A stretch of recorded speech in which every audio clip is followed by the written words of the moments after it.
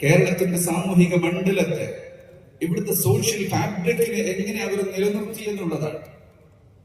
വിവിധ ജാതികളും മതങ്ങളും അധിവസിക്കുന്ന ഒരു നാട്ടിൽ, വിവിധ സംസ്കാരങ്ങൾ ഉൾക്കൊള്ളുന്ന ഒരു മനുഷ്യ സമൂഹത്തിനിടയിൽ ഏകോദര സഹോദരന്മാരായി ആദർശത്തിൽ ഒരു വീഴ്ചയും വരുത്താതെയും ആചാരങ്ങളിൽ വ്യത്യാസങ്ങൾ കൊണ്ടുവരാതെയും എല്ലാവരോടും ചേർന്ന് നിൽക്കുന്ന മഹത്തായ ഒരു സന്ദേശം നമ്മുടെ പണ്ഡിതന്മാർ പഠിപ്പിച്ചു. ഇവിടെ മതങ്ങൾക്കിടയിൽ സ്പർദ്ധയില്ലാത്ത ഒരവസ്ഥ കൊണ്ടുവന്നു. അത് മഹാനായ മമ്പുറം തങ്ങളുടെ മാതൃകയാണ്. ശേഷേഖ് ജിഫ്രി തങ്ങളും സാമൂതിരിയും തമ്മിലുള്ള ബന്ധമാണ്. കുഞ്ഞായി മുസ്ലിയാരും മങ്ങാട്ടച്ഛനും തമ്മിലുള്ള ബന്ധമാണ്. ഈ രാജ്യത്തിന്റെ സംരക്ഷണത്തിന് വേണ്ടി വലിയ ആഹ്വാനങ്ങൾ നൽകിയ മഹാ ആത്മീയ ഗുരു ഉമർ ഖാദി തങ്ങൾ അവരുടെ മാതൃകയാണ്. നമ്മുടെ പണ്ഡിതന്മാർ അതിനുവേണ്ടിയാണ് ഇവിടെ പ്രവർത്തിച്ചിട്ടുള്ളത്. ഇടയ്ക്കിടെ നടക്കുന്ന സൗഹാർദ്ദ സമ്മേളനങ്ങൾ, സൗഹാർദ്ദ കൂട്ടായ്മകൾ, ഈ കഴിഞ്ഞ ജാനുവരി 1 മുതൽ 16 വരെ കേരളത്തിന്റെ ഹൃദയഭൂമിയിലൂടെ നടന്ന കേരള യാത്ര, അതിനു മുമ്പ് നടന്നിട്ടുള്ള 3 യാത്രകളും എല്ലാം ഈ ഒരു ലക്ഷ്യത്തിന്റെ ഭാഗമായിട്ടാണ്. അതുകൊണ്ടാണ് ഈ നാട്ടിൽ മതങ്ങൾക്കിടയിൽ സ്നേഹവും സൗഹാർദ്ദവും നിലനിർത്തിക്കൊണ്ട് വിശുദ്ധ ഇസ്ലാമിന്റെ യഥാർത്ഥ ആശയത്തിൽ യാതൊരു മാറ്റവും ഇല്ലാതെ തന്നെ ഉലമാക്കൾ പ്രചരിപ്പിച്ചുകൊണ്ടിരിക്കുന്നത്. SYS 70 വർഷം പൂർത്തിയാക്കിയിട്ട് നടത്തിയ 70ാം വാർഷികത്തോടനുബന്ധിച്ചുള്ള മാനവ സഞ്ചാരം ഇതേ അർത്ഥത്തിലുള്ളതായിരുന്നു. ആ ജാഥകളിലും യാത്രകളിലും നാനാജാതി മതസ്ഥരും രാഷ്ട്രീയ പാർട്ടികളും പൊതുപ്രവർത്തകരും എല്ലാവരും ഒന്നിച്ചു ചേർന്നത് ഉലമാവ് ഉയർത്തിപ്പിടിച്ച ആശയത്തിന്റെ ആ അർത്ഥമായിരുന്നു, അതിന്റെ വലുപ്പമായിരുന്നു എന്ന് നമുക്ക് കാണാൻ കഴിയും. സാന്ത്വന പ്രവർത്തനങ്ങൾ ആ രീതിയിൽ സമൂഹത്തിന് വേണ്ടി സമർപ്പിച്ചിട്ടുള്ള പ്രവർത്തനങ്ങളാണ്. ജാതിയുടെയും മതത്തിന്റെയും അതിർവരമ്പുകളില്ലാതെ ഹൃദയമുള്ള പച്ച ഹൃദയമുള്ള ഏത് മനുഷ്യനെയും സഹായിക്കുക, മനുഷ്യർക്കപ്പുറത്തുള്ളവരെയും സഹായിക്കുക, ആദാബിനെ കുറിച്ച് ഇവിടെ സൂചിപ്പിച്ചിട്ടുള്ള ആ കാര്യങ്ങൾ ജീവിതത്തിന്റെ ഭാഗമായി മാറ്റുക എന്നത് ഉലമാഇന്റെ നിർദ്ദേശപ്രകാരമാണ് ഇവിടെ നടന്നിട്ടുള്ളത്. ഇന്ത്യയിൽ ഏറ്റവും കോളിളക്കം സൃഷ്ടിച്ച ബാബരി മസ്ജിദ് തകർക്കപ്പെട്ട സമയത്ത് ഈ നാടിനെ ന്യൂനപക്ഷത്തിന്റെ അവകാശങ്ങളെയും മുസ്ലിം സമൂഹത്തിന്റെ അധികാരങ്ങളെയും ഉയർത്തിക്കാണിച്ചുകൊണ്ട് തന്നെ സമാധാനത്തോടെ ജീവിക്കാൻ വേണ്ടി പഠിപ്പിച്ചു. അവകാശങ്ങൾക്ക് വേണ്ടി കോടതികൾ കയറാനും സുപ്രീം കോടതി ഉൾപ്പെടെയുള്ള സ്ഥലങ്ങളിൽ നിയമ പോരാട്ടം നടത്താനും സമസ്തകാരന്റെ ജംഇയ്യത്തുൽ ഉലമ തയ്യാറായിട്ടുള്ളത് ഇത്തരം ഒരാശയത്തിന്റെ അർത്ഥത്തിലാണ്. എന്നാൽ അവസാന വിധി വന്നപ്പോൾ ബാബരി മസ്ജിദിനെ കുറിച്ച് വിധിയിൽ വിശാലമായി മുസ്ലിങ്ങൾക്ക് അവകാശപ്പെട്ടതാണെന്ന് പറഞ്ഞുകൊണ്ടും എന്നാൽ ഇപ്പോൾ നിങ്ങൾക്കില്ല എന്ന അവസാനമായി വിധി വന്നപ്പോഴും നാം സമാധാനത്തോടെ നിൽക്കണം എന്ന് മതത്തിന്റെയും ദീനിന്റെയും അടിസ്ഥാനത്തിൽ ഈ സമൂഹത്തെ ഉണർത്തിച്ചുകൊണ്ട് ഇവിടുത്തെ സാമൂഹിക അന്തരീക്ഷത്തെ സമാധാനപരമായി നിലനിർത്തുന്നതിൽ സമസ്ത വഹിച്ചിട്ടുള്ള പങ്ക് ചെറുതൊന്നും അല്ല.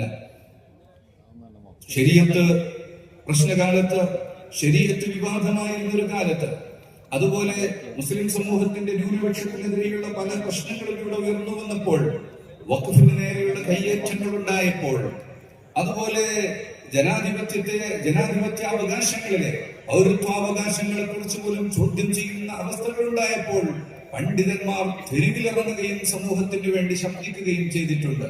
മുഖ്യമന്ത്രിമാരെയും പ്രധാനമന്ത്രിയെയും അതുപോലെയുള്ള മറ്റ് കേന്ദ്രമന്ത്രിമാരെയും ഒക്കെ കാണുന്നത് പണ്ഡിതന്മാർ ഇത്തരം ആവശ്യങ്ങൾക്ക് വേണ്ടിയാണ്. മഹത്തുക്കളായ അയിമ്മത്ത് കാണിച്ചിട്ടുള്ള മാതൃകയാണ്. മഹാനായ അബ്ദുൽ മലിക് മർവാന്റെ കാലത്ത് മക്കയിലെ ജനങ്ങൾക്ക് ടാക്സ് ഏർപ്പെടുത്തിയപ്പോൾ ആ ടാക്സ് നീക്കണം എന്ന് പറഞ്ഞുകൊണ്ടാണ് ഭരണാധികാരിയെ കാണുന്നത്. അയിമ്മത്തുൽ മുജ്തഹിദുകൾ, ഇമാം അബൂ ഹനീഫ, ഇമാം മാലിക്, ഇമാം ഷാഫിഈ, ഇമാം അഹ്മദ് ബിൻ ഹംബൽ റളിയല്ലാഹു അൻഹു, സാത്വികരായ മഹാപണ്ഡിതന്മാർ വലിയൊരു സമൂഹത്തെ വാർത്തെടുക്കുമ്പോഴും ആ സമൂഹത്തിന് വേണ്ടി ഭരണാധികാരികളെ അഭിമുഖീകരിക്കാൻ വേണ്ടി തയ്യാറായിട്ടുണ്ട് നമ്മുടെ പണ്ഡിതന്മാർ. അങ്ങനെ ആവശ്യമായ സന്ദർഭങ്ങളിലെല്ലാം ഇടപെടുകയും സമരം ചെയ്യേണ്ടിടത്ത് സമരം ചെയ്യാൻ ആഹ്വാനം ചെയ്യുകയും ഈ സംസ്ഥയുടെ കീഴിലുള്ള പ്രസ്ഥാനങ്ങൾ ആ സമരകാര്യങ്ങൾ ഏറ്റെടുത്തുകൊണ്ട് പ്രവർത്തിക്കുകയും ചെയ്തിട്ടുണ്ട്. എന്നാൽ എല്ലാം സമരം റോട്ടിലിറങ്ങിയുള്ള സമരങ്ങളല്ല. ചിലത് അധികാരികളെ കണ്ടുകൊണ്ടുള്ള സംസാരമാണ്. അവരുടെ മുന്നിൽ ഹക്ക് തുറന്നു പറയുന്ന സംഭാഷണങ്ങളാണ്, അതുപോലെ തന്നെ എഴുത്തുകുത്തുകളിലൂടെയാണ്. ഈ കരണ്ട് ഏറ്റവും സമകാലിക സംഭവങ്ങളിൽ നമുക്ക് പരിശോധിച്ചാൽ അറിയാം, ഈ നാട്ടിൽ നടന്നിട്ടുള്ള അത്തരം സംഭവങ്ങളിലെല്ലാം തന്നെ സമസ്ത കേരള ജമിയത്തുൽ ഉലമ കോടതി കയറുകയോ അല്ലെങ്കിൽ പ്രധാനമന്ത്രി ഉൾപ്പെടെയുള്ള ആളുകൾക്ക് നേരിട്ട് കത്തയക്കുകയോ ചെയ്തിട്ടുണ്ട്. ഇനിയും അങ്ങനെ ആവശ്യമുണ്ടാകുമ്പോൾ പണ്ഡിതന്മാർ അവർ ചെന്ന് കാണും. ഈ കഴിഞ്ഞ 2 ആഴ്ച മുമ്പ് UP വലിയ പണ്ഡിത നേതൃത്വം വന്നുകൊണ്ട് സുൽത്താൻ ഉലമയെ കണ്ടു. ഇന്ത്യൻ ഗ്രാൻഡ് മുഫ്തി എന്ന നിലക്ക് ഇന്ത്യയിലെ ഏത് സംസ്ഥാനത്തെ മുസ്ലിങ്ങളുടെ പ്രശ്നങ്ങളെയും അവർ അഡ്രസ് ചെയ്യുന്നത്, അവർ അതുമായി വരുന്നത് ഉസ്താദ് അവരുടെ അടുത്തേക്കാണ്. അങ്ങനെയുള്ള പ്രശ്നം ഉന്നയിച്ചപ്പോ UP മദ്രസകൾക്ക് അവിടുത്തെ മുദർരിസ്മാർക്ക് ലഭിക്കുന്ന ശമ്പളത്തെ കുറിച്ച് മാത്രമല്ല, പലതരത്തിലുള്ള ചെറിയ ചെറിയ വിഷയങ്ങളെ കൊണ്ട് മദ്രസകൾ എന്ന് പറഞ്ഞാൽ ഇസ്ലാമിക പാഠശാലകൾ കൂട്ടുന്ന അവസരങ്ങൾ ഉണ്ടെന്നൊക്കെ പറഞ്ഞപ്പോൾ ഉസ്താദ് ഡൽഹിയിലേക്ക്, നമുക്കറിയാം ചെറിയ വിമാനമാണ് സഞ്ചരിക്കുന്നത്, അതുകൊണ്ട് യാത്ര വളരെ ക്ലേശകരമാണ്. എങ്കിലും അവരോട് ഉസ്താദ് പറഞ്ഞു, ഞാൻ ഡൽഹിയിലേക്ക് വരാം, അധികൃതരെ കാണാം. അങ്ങനെയുള്ള എല്ലാ തലങ്ങളിലും ഇടപെടുന്നത് മഹത്തായ സമസ്ത കേരള ജമിയത്തുൽ ഉലമയുടെ അത് മഹത്തുക്കളുടെ പാദമെത്തിക്കൊണ്ട് തന്നെയാണ്. അറിവിനോടുള്ള ഈ പ്രസ്ഥാനത്തിന്റെ സമീപനം എന്താണ്? കാലാകാലങ്ങളിൽ വരുന്ന ഏറ്റവും ആധുനികമായ വിദ്യാഭ്യാസത്തെ പഠിപ്പിക്കുന്നതിനും ഈ സമൂഹത്തെ അതിലേക്ക് ഉയർത്തിക്കൊണ്ടുവരുന്നതിനും പ്രസ്ഥാനം എപ്പോഴും പ്രചോദനം നൽകിയിട്ടുണ്ട്. തൃശൂർ സമ്മേളനത്തിൽ ആഹ്വാനം ചെയ്ത ശാസ്ത്ര പഠനം അത് ഏറ്റെടുത്തുകൊണ്ട് ജാമിയത്തുൽ ഹിന്ദിന്റെ കീഴിലുള്ള പല കലാലയങ്ങളിലും ഇന്ന് ശാസ്ത്രം ഉൾപ്പെടെയുള്ളത് പഠിപ്പിക്കുന്ന ഒരുപാട് സ്ഥാപനങ്ങൾ നമുക്ക് കാണാൻ കഴിയും. ആർട്ടിഫിഷ്യൽ ഇന്റലിജൻസ് അടക്കമുള്ള വിജ്ഞാനീയങ്ങളെ പഠിപ്പിക്കുന്ന വിദ്യാഭ്യാസ സംരംഭങ്ങൾ നമുക്ക് ധാരാളമായി വളർന്നു വന്നിട്ടുണ്ട്.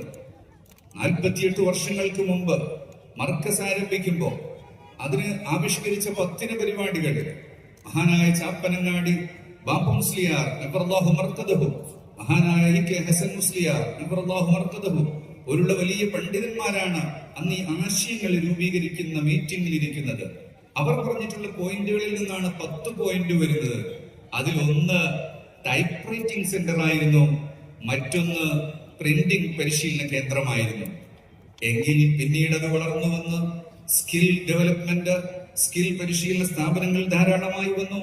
ഇന്നിപ്പോ ഏറ്റവും ഒടുവിൽ മഹാനായ റയീസുൽ ഉലമയും സുൽത്താനുൽ ഉലമയും ബദർ സാദാത്തും എല്ലാവരും ചേർന്നുകൊണ്ട് ഈ കഴിഞ്ഞ ദിവസം തറക്കല്ലിട്ടത് ലീഡർഷിപ്പ് സ്കൂളിനാണ്. അവർക്ക് അറിയാം, രാഷ്ട്രീയ നേതാക്കൾ പറയുന്നു, കച്ചവട നടത്തുന്ന ആളുകൾ, വാണിജ്യ പ്രമുഖർ പറയുന്നു, അതുപോലെ തന്നെ സമൂഹത്തിൽ പ്രവർത്തിക്കുന്ന സാമൂഹ്യ പ്രവർത്തകർ എല്ലാവരും പറയുന്നു, പണിയെടുക്കാൻ പറ്റിയ ആളുകളെ കിട്ടുന്നില്ല, കൃത്യമായ നേതൃത്വ പാഠമുള്ളവർ ലഭിക്കുന്നില്ല, ലീഡർഷിപ്പ് വേണം. ഭരണാധികാരികൾ മുതൽ പ്രജകൾക്ക് വരെ, സാധാരണക്കാരന് വരെയുള്ള പ്രോട്ടോകോളുകൾ എഴുതി വിശദീകരിച്ചിട്ടുള്ള ഇമാം സുബൈക്കിയെ പോലുള്ള മഹാന്മാർ സമൂഹത്തിനിടയിൽ അവർ പ്രവർത്തിച്ചിട്ടുള്ളത് എങ്ങനെയാണ് എന്ന് നമുക്ക് കാണാൻ സാധിക്കും.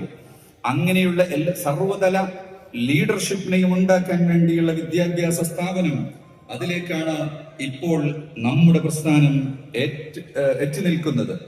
ഏതൊരു സമൂഹത്തിനും ഒരു സാമൂഹിക ഇടം വളരെ പ്രധാനമാണ്.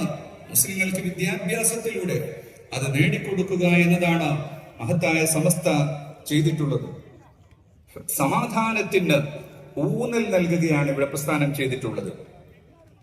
പലസ്തീനിന്റെ പ്രശ്നമായാലും, യുക്രൈനും റഷ്യയും തമ്മിലുള്ള പ്രശ്നമായിരുന്നാലും, യമനിലും സിറിയയിലും നടന്നുകൊണ്ടിരിക്കുന്ന സമീപകാലങ്ങളിൽ നടന്ന ഏതു വിഷയങ്ങളാണെങ്കിലും അതിലെല്ലാം സമാധാനത്തിന്റെ റോളുകൾ സമസ്ത വഹിച്ചത് ഒന്ന് പ്രാർത്ഥനയിലൂടെയാണ്, നന്മയ്ക്ക് വേണ്ടിയുള്ള ആഹ്വാനങ്ങളിലൂടെയാണ്, രാജ്യാന്തര എഴുത്തുകുത്തുകളിലൂടെയാണ്. നമുക്കറിയാം, ഷേഖ് സാഹിദ് പീസ് കോൺഫറൻസ് എന്ന പേരിൽ ഇന്ത്യയിൽ നടത്തുന്ന കോൺഫറൻസ്, അതിൽ വിവിധ രാജ്യങ്ങളിൽ പ്രതിനിധികളെ വിളിച്ചു വരുത്തി സമാധാനത്തിന്റെ ആശയവും സന്ദേശവും നിരന്തരമായി അവർക്ക് കൈമാറുന്നതിലൂടെ തീവ്രവാദത്തിനും ഇഖ്വാനിസത്തിനും അതുപോലെയുള്ള ആശയങ്ങൾക്കെതിരെയുള്ള ഒരു നിൽപ്പാണ് സമസ്ത ഇവിടെ നടത്തിയിട്ടുള്ളത്.